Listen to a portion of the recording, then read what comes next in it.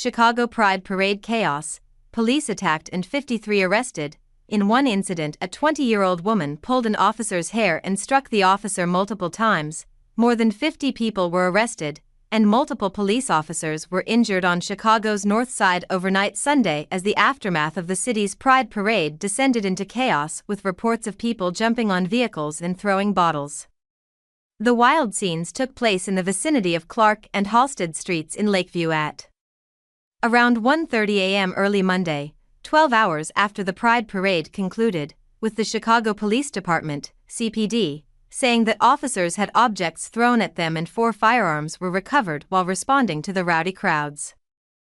CPD says that those arrested were charged with crimes including aggravated unlawful use of a weapon, aggravated battery against a police officer, aggravated assault of a transit employee, and armed habitual criminal.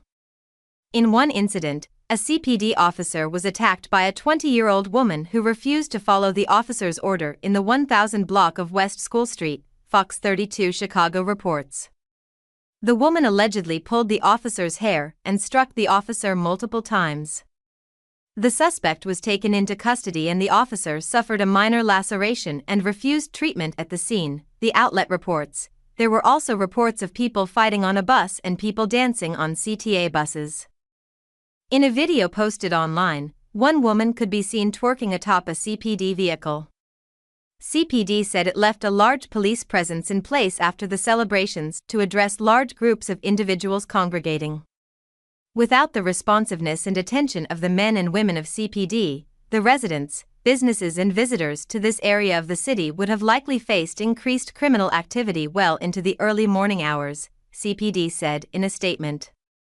Our officers worked 12-hour shifts and canceled days off to ensure we had sufficient resources to protect all those who were living, visiting, and working in the area during and after the parade.